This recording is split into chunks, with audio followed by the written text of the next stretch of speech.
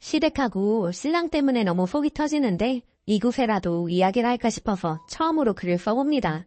서툴더라도 이해 부탁드려요. 저희는 둘 다 타지에서 만나 연애도 4년 하고 결혼도 4년 차입니다. 연애 때 가끔 왕래하고 할 때는 미처 몰랐는데 결혼하고 나니 시댁과의 사소한 갈등이 계속해서 있는 듯합니다. 엄청 심각하거나 드러날 만큼의 큰 사건은 아니지만 사소한 갈등이 계속해서 있기에 스트레스의 주 원인으로 자리 잡고 있습니다. 남편도 저의 이런 상황을 알고 자기가 중간에 있는 입장이다 보니 나름 힘들어하는 것 같고요. 근데 솔직히 남편은 제 기분과 상황을 뻔히 알면서 그런 문제가 있을 때 항상 제 앞에서까지 중립을 지키려고 하니 너무 화가 나네요. 단편적인 예 몇 가지를 들어볼게요. 참고로 저는 14개월 아들을 둔 일하는 엄마입니다. 첫째, 아버님 생실 당일 가족 카톡으로 아침에 축하 인사를 드리고 용돈이라도 입금한 후에 전화를 드려야 할 것 같아 점심시간 지나서 전화를 했는데 안 받으시고 말도 없고 이튿날까지도 전화를 안 받으셨습니다.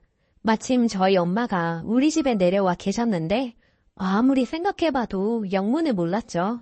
그러고 나서 어머니가 개인톡을 보내시더군요. 어른 생신에는 전날에도 전화에 안부를 묻고 당일에도 무조건 오전에 전화해서 축하 인사를 드려야 한다고. 자기 아들조차 모르는 그런 예의범절은 어느 나라 것인지, 그리고 섭섭하면 전화 직접 받으셔서 말씀하시던지 다음날까지 전화도 안 받으시는 건 저를 무시하는 행위 아닌가요? 용돈을 보내드리고 고맙단 말 한마디 못 들었습니다. 남편은 전날에 전화를 왜 해? 하면서도 우리 엄마 아빠가 그렇게 말했어? 그건 아닌 것 같은데 내가 말씀드려볼게 라는 말 한마디 없었습니다. 둘째, 신혼여행은 호주로 떠났었고 전화 로밍 비용이 비싸서 출발 전에 전화를 드렸고 아마 도착하면 전화는 힘들 것 같다고 했습니다. 와이파이 되는 데서도 잘 도착했다고 카톡도 드리고 사진도 보내드렸습니다. 그리고 무료 통화로 목소리도 듣기도 했고요. 일주일 후 돌아와서 시댁을 하는데 왠지 모르게 분위기가 좋지 않네요. 알고 보니 전화 요금이 초당 10,000원이라도 무조건 전화를 해야 했다는 황당한 논리입니다. 이때도 물론 남편은 제 앞에서조차 제 마음 이해한다고 하지 않았고 늘 중립을 지켜왔습니다. 시댁에 갔다가 친정 가서 밥 먹는데 엉엉 울었죠. 분명 연락도 드리고 신경 쓴다고 썼는데 억울한 마음도 들고 이게 무슨 상황인가 싶어서요. 제가 그랬더니 자기 편 하나도 없고 자기 모쏠로 만들었다고 본인이 섭섭해하던 남편입니다. 물론 저도 다 잘한 건 아니죠. 뭐 아주 현명한 아내였다면 친정에서 신혼여행에서 돌아오자마자 울어버리진 않았을지도 모릅니다. 하지만 25살 어린 나이였고 솔직히 이게 시집살인가 하는 충격도 받았고 남편이 아무것도 하지 않는 그 행동이 기가 막혔던 것 같습니다. 셋째, 저는 일을 하고 있습니다. 다행히 출산 육아 휴직을 10개월 정도 하고 연고가 없는 타지에서 아이 어린이집을 보내며 복직을 하게 되었고 아이가 잘 적응을 해줘서 아직까지는 돌봄이랑 어린이집에 의지하면서 일, 육아를 병행하고 있습니다. 참고로 어머님께서는 학원을 하시는데 제가 출산하고 얼마 되지 않아 저한테 어머님께서 하신 말씀이 밖에서 보면 엄마가 집에서 안 돌보는 애들은 딱 티가 난다. 외모도 좀 꼬질꼬질하고 먹는 것도 맨날 라면에 너는 어쩔 생각이야? 하셨었죠? 좀 집에서 돌봤으면 좋겠다고 하시는데 그렇다고 어머님께서 경제적 지원도 해주실 수도 없고 아이 봐주실 수도 없으면서 그렇게 이야기를 하시니 웃긴 얘기죠. 저는 복직할 거라고 했고 복직을 하려고 하는 며느리 앞에서 저게 할 소리인가요? 그럼 본인 손자가 밖에서 엄마가 돌보지 않으니 티난다고 소리 듣고 다닌다는 말밖에 더 되나 싶네요. 남편이 저한테 그래요.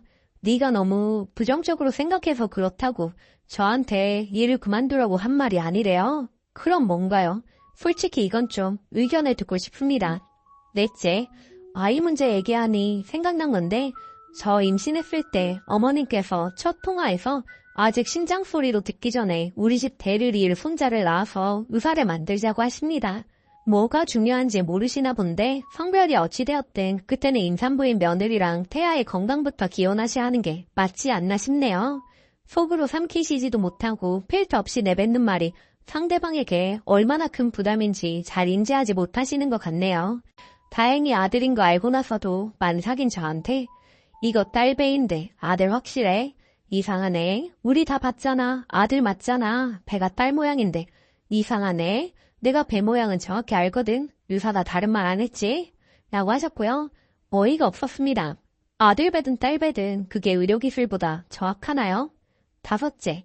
그리고 이건 바로 엊그제 있었던 일인데 이 일로 아직 남편과 감정이 풀어지지 않고 있습니다.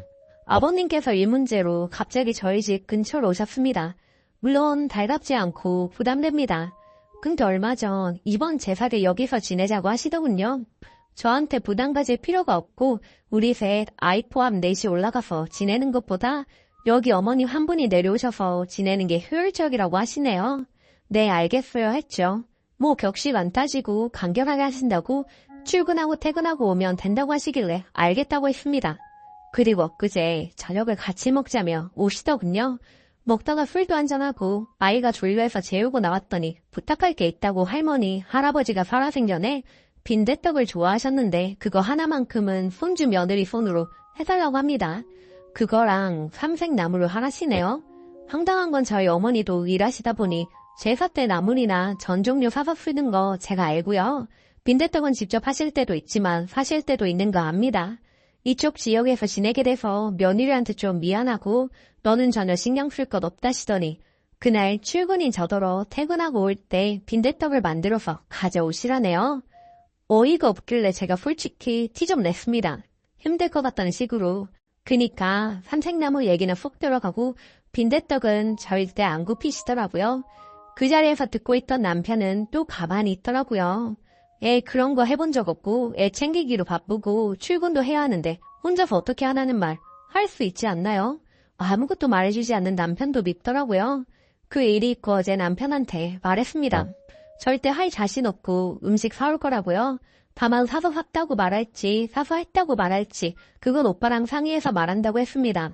그러니까 한다는 말이 너는 아빠가 부탁까지 한다고 말하고 며느리 손으로 만든 게 하나는 있었으면 한다는데 그거 들어주는 게 그렇게 힘드냐? 많이도 아니고 하나 원하셨잖아. 됐어 내가 할게. 라며 자기가 할 거라네요.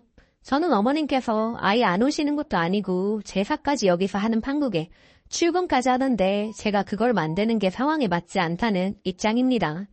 어머님도 사서 하실 때 있는데 왜 저는 해본 적 없는 거 손수 해야 하는지 이해가 안 가요. 거두는 거야 할 수 있지만 제가 직접 하는 건 벌써 제사를 온전히 받는 거나 마찬가지인데 남편은 과장하지 말라고 자기가 그래서 제사 받았냐고 저한테 대물어 보더군요. 그래서 그냥 남편 보고 직접 하라고 했고 해서 오빠가 만든 거라고 해서 말씀드리겠습니다. 그럼 다음부터 아까운 아들 안 시키겠죠?